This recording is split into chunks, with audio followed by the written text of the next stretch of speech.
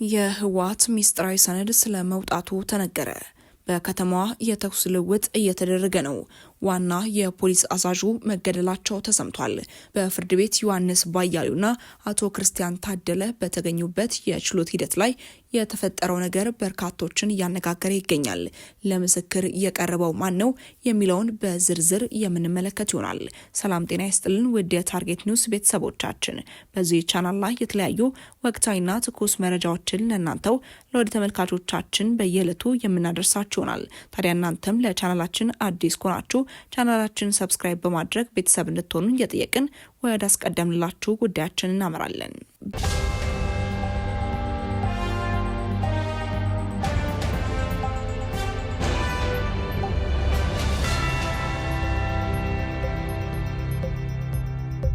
በነ አቶ ዮሐንስ ባያሌው የክስ መዝገብ የፌዴራሉ አቃቤ ሕግ አንድ ምስክር ከመጋረጃ ጀርባ ሆኖ ቃሉን እንዲያሰማልኝ በሚል ለፍርድ ቤቱ ባቀረበው አቤቱታ መሰረት ፍርድ ቤቱ ምስክሩን ከመጋረጃ ጀርባ ለማሰማት በይኖ ነበር። ተከሳሾቹ በበኩላቸው ብይኑን ተቃውሞ ለፌዴራል ጠቅላይ ፍርድ ቤት ይግባኝ ቢሉም የስር ፍርድ ቤት ብይንን አጽንቶ የአቃቤ ሕግ ምስክርም ተሰምቷል። ቀደም ሲል በነበረው የፍርድ ቤቶች አሰራር ከመጋረጃ ጀርባ የሚመሰክረው ግለሰብ እንዳይታይ ችሎት ውስጥ ጊዜያዊ መጋረጃ ይዘረጋል። ሁለቱ ተከራካሪ ወገኖችም በቀጥታ ጥያቄ እንዲጠይቁም ይደረጋል። ይህ አሰራር በአዲስ አበባ ሁከትና ብጥብጥ አስነስታቸዋል በሚል እነ አቶ እስክንድር ነጋ በተከሰሱበት ወቅትም በግልጽ ተግባራዊ ተደርጎ እንደነበር የሚታወስ ነው። በነ አቶ ዮሐንስ ባያሌው መዝገብ ግን ከመጋረጃ ጀርባ ይመሰክራል የተባለው የአቃቢ ሕግ ምስክር እንደ ከዚህ ቀደሙ መጋረጃ ተዘጋጅቶ ሳይሆን ምስክሩ የት እንዳለ ሳይታወቅ ድምፁ ችሎት ውስጥ በማይክራፎን እንዲሰማ ብቻ ተደርጓልም ተብሏል። ተከሳሾቹ በበኩላቸው ድምፁ የተፈጥሮ ሳይሆን የሰው ሰራሽ አስተውሎት ኤአይ ሊሆን ይችላል በሚልም የተቃወሙ ሲሆን ተከሳሾቹ አክለው ምስክሩ ሰው ነው ቢባል እንኳን የትና ከማን ጋር ሆኖ የምስክርነት ቃሉን እየሰጠ እንደሆነ አይታወቅም።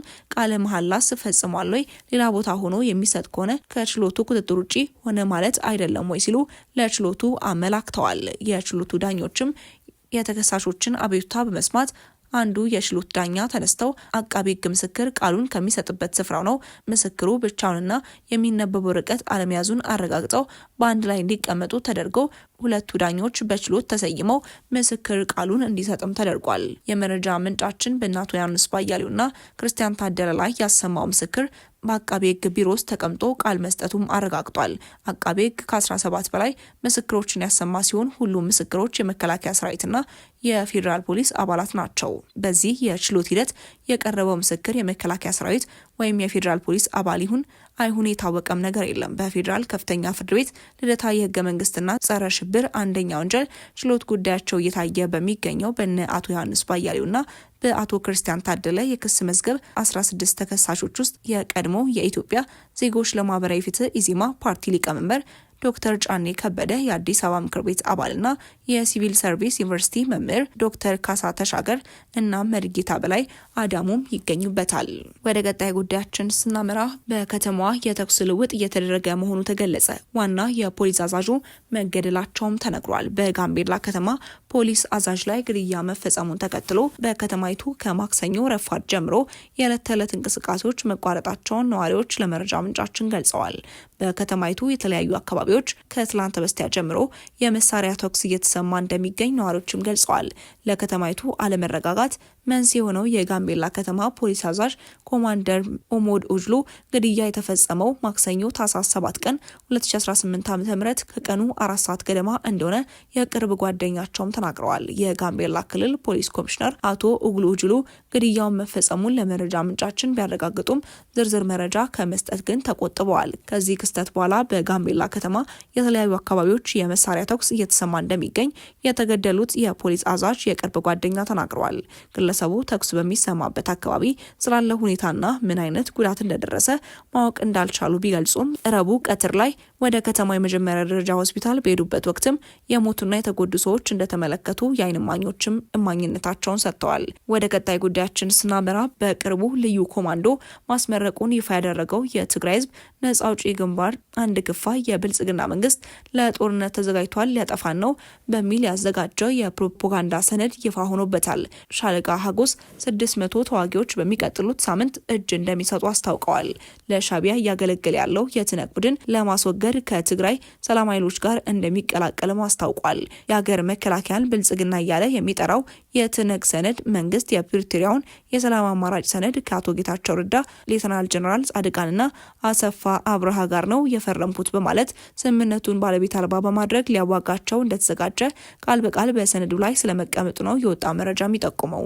ስምረት የሚባለውና አቶ ጌታቸው ረዳ የሚመሩት ፓርቲ ትግራይን ለብልጽግና ለመስጠት የሰራ እንደሆነ ተደርጎ መገለጹን ለመረጃ ምንጫችን የደረሰው መረጃ የሚያመላክት መሆኑን የገለጸ ሲሆን ስምረት ከትላንት በስቲያ ባወጣው መግለጫ ህጋዊ መስፈርቱን አሟልቶ ወደ ምርጫ እየሄደ መሆኑን ሲያስታውቅ እግረ መንገዱን ከብልጽግና ጋር ግንኙነት እንዳለው ተጠይቆ በፍጹም ሲል መናገሩና ከሌሎች ድርጅቶች ጋር ተጣምሮ ለመስራት የሚያስኬደው መንገድ ካለም ሊያየው እንደሚችል ማመላከቱን አስቀድመን በዘገብንላችሁ ዘገባ ላይ በስፋት አስታውቀናችሁ ነበር። ህወሓት ለምርጫ ወደ ትግራይ እናቀናለን የሚሉ ወኪሎችም ሆነ ፓርቲዎች ካለ በይፋ እንደሚያስራቸው ማስታወቁም አይዘነጋም። ስምረትን ጨምሮ አሁን የተቋቋሙ ፓርቲዎች ጭምር መንግስት ህግ እንዲያስከብርም እየጠየቁም ነው።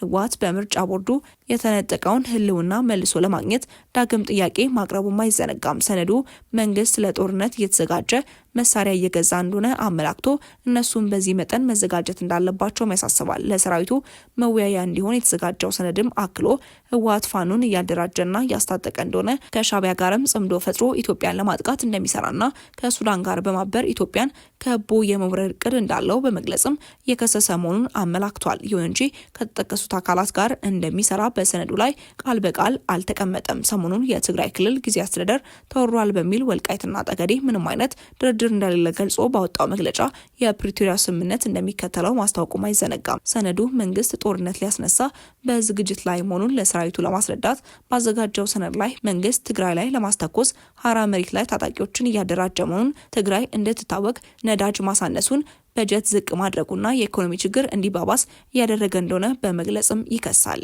ይህ በእንዲህ እንዳለም ሰሞኑን በማይጸብሪ ላለው የሀገር መከላከያ ሰራዊት እጁን የሰጠው ሻለቃ ሀጎስ ህወሓት የትግራይን ህዝብ አነሳስቶ ለማዋጋት ምክንያት እንደሌለው በማስታወቅ በቅርቡ ከትግራይ ሰላም ኃይሎች ጋር ተቀላቅሎ እስከ ወዲያኛው የማስወገዱ ዘመቻ አካል እንደሚሆንም አመላክቷል። ወደ ተመልካቾቻችን ለእሳቱ የነበረን መረጃ ይህን ይመስል ነበር። አብራችሁን ስለነበራችሁ እጅግ አድርገን እናመሰግናለን። በቀጣይ እስክንገናኝ ድረስ መልካም ቆይታ